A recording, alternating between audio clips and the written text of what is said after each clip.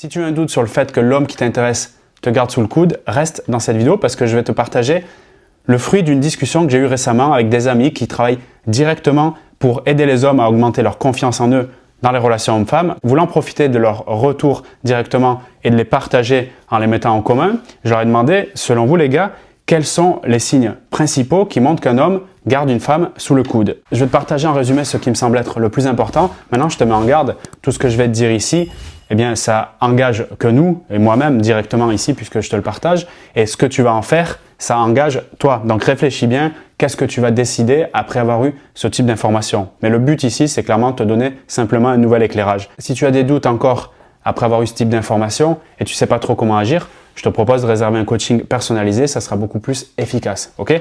Commençons tout de suite avec le premier point, c'est quand il est disponible, uniquement quand il décide d'être disponible et pas quand tu lui proposes. Concrètement, c'est quand tu lui proposes 1, 2, 3 rendez-vous ou plus et qu'il n'est pas disponible pour les raisons qu'il te donne, et quand il est disponible, lui, il va te le donner avec un rendez-vous très fixe, c'est-à-dire précis, par exemple samedi à 20 h à tel endroit pour faire telle activité.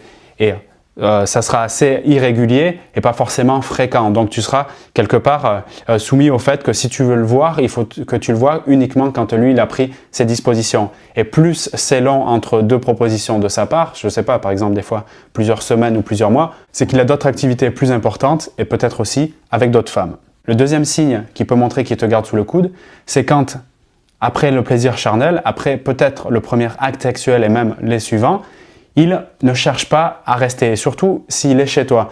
À part si c'est tard la nuit, mais si tu vois qu'il montre de l'empressement ou de l'impatience pour s'en aller, là il est en train de te montrer que son activité principale vient d'être terminée, et comme quand un film est terminé, eh bien on prend sa veste et on rentre chez soi. Troisième signe intéressant aussi, c'est quand surtout là, c'est valable si ça fait plusieurs semaines ou plusieurs mois, voire même, j'ai eu des cas, années que vous êtes en relation et qu'il a du mal à nommer ou à qualifier justement la relation. Par exemple, en évitant les mots couple, copine, chérie, tout ce qui peut être lié dans la famille de mots à une relation sentimentale, une relation intime. Et également, plus que d'éviter de qualifier la relation avec des mots clairs, simples, il peut aussi éviter tout simplement les discussions quand il s'agit de parler de la relation, de qui vous êtes l'un pour l'autre, comment vous vous situez, éventuellement même le fait de parler d'un projet en commun, quel qu'il soit, même ne serait-ce qu'un week-end. C'est particulièrement valable ce signe si tu sens que ça bloque, donc de parler de ce sujet au bout de plusieurs mois, voire 1 an ou 2. Autre point, et tu vois qu'ils sont tous assez liés au passage, c'est quand il te sollicite généralement plus pour le sexe que pour des relations sans sexe, comme par exemple aller se balader, mais aller se balader sans s'isoler dans un coin de nature pour faire du sexe, ce qui peut arriver, qui peut être peut-être cool. Mais l'idée, c'est que tu sens que l'activité principale, tout à l'heure on disait qu'après le sexe, il avait envie d'arrêter les activités et s'empresser de partir. Là, le signe ici, c'est que dès le départ, dans sa proposition, dans sa façon d'amener le truc, l'activité principale qui va être proposée, quasiment clairement, c'est des relations sexuelles avec toi. Et je vais donner un exercice là, si tu veux bien, tout de suite maintenant, comme ça te permet par rapport à ce point-là, de savoir justement où te positionner si c'est pas très clair, parce que des fois, il va pas te le dire directement. Voici, on va s'allonger tous les deux sur un lit toute la soirée. Après, je vais me casser. Donc, si c'est pas de cette façon aussi clair, c'est pas toujours le cas, bien sûr. Pense au dernier rendez-vous que vous avez eu. Si tu peux remonter jusqu'à 10, c'est parfait. Et si en plus, c'est 10 qui t'a proposé, ben, c'est encore mieux. Mais pense principalement pour commencer à tes derniers rendez-vous. Maintenant, demande-toi, qu'est-ce qu'a été l'activité principale dans ces rendez-vous-là, en toute honnêteté. Et si c'était du sexe, il n'y a rien de mal, surtout si tu as apprécié. Mais l'idée, c'est d'être sincère avec le fait de mettre à jour l'activité principale de vos précédents rendez-vous.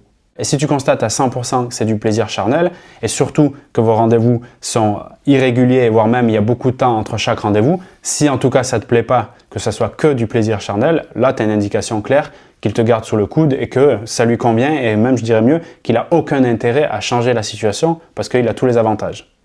L'autre signe qui peut te garder sous le coude, c'est quand il se montre irrégulier dans ses SMS. Ce que moi j'ai envie de nommer le semi-ghosting. On parlait récemment d'une vidéo sur le ghosting, je te la remets là. Donc l'art de disparaître sans donner de nouvelles. Si par exemple après une super soirée, tu ne reçois pas de message pendant 1 semaine, 2 semaines, des fois plus, et il revient avec une bonne énergie positive, parce que ça c'est vraiment caractéristique, l'énergie positive dans le sens où j'ai pas envie de parler de problèmes, j'ai envie d'un truc léger. Alors, je vais amener que de la joie dans mon message. Et il va faire une petite incursion comme ça par SMS, un petit message, un petit partage sur Instagram, un petit truc sur Facebook, mais ça va pas aller plus loin. Et le dernier signe qui peut montrer clairement qu'il te garde sous le coude, c'est quand il y a tout simplement plus de paroles que d'action. C'est un peu le mode je dragouille mais sans plus. Au fond, je pense à l'idée de flatter son ego, de voir que quelque part, il y a encore une femme qui est disponible, eh bien, aussi quand il intervient. Concrètement, ça peut se retrouver quand un homme fait des promesses vagues de façon enthousiasmante, mais la promesse, elle va pas être tenue. Tu sais, après un rendez-vous au parc, il peut te dire à la fin du rendez-vous, avant de partir, « Ah ben trop bien, j'ai adoré cette journée, on se fait ça bientôt. » Tu vois, ce genre de trucs qui paraissent comme ça anodins, une sorte de formule de politesse, mais quand elle est répétée en rendez-vous réel ou bien par SMS, « Ah, ça serait cool qu'on fasse ça la prochaine fois. » Tu sais, ce genre de projection sur l'avenir, mais extrêmement vague, avec une bonne énergie. Mais tu vois qu'après, tu vas y penser, tu te dis « Ah, il m'a reparlé du parc. » Eh ben voilà, donc tu vas y attendre, tu vas reproposer ton rendez-vous pour le parc et du coup, il va te dire « Ah, ben, je suis pas dispo, je dois faire ci, je dois faire ça. » Et là, on remonte au point numéro 1. Tu sais, c'est pour ça que je te disais, c'est tout lié, qui va se rendre dispo quand il veut et en plus de ça, donc il peut être un peu en mode dragouilleur. Donc, si ça se renouvelle, vraiment qu'il y a plusieurs projections à venir, comme je te l'indique ici, donc on se voit bientôt des choses comme ça, mais qui ne sont pas tenues 2, 3, 4 fois d'affilée.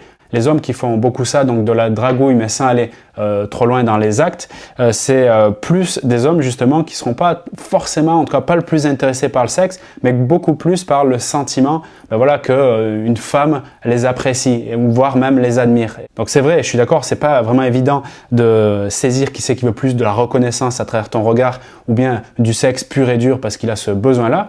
Maintenant, ça se travaille par la calibration. La calibration, c'est le simple fait d'observer, de repérer et d'identifier les signaux. C'est pour ça que je partage ce type de vidéo.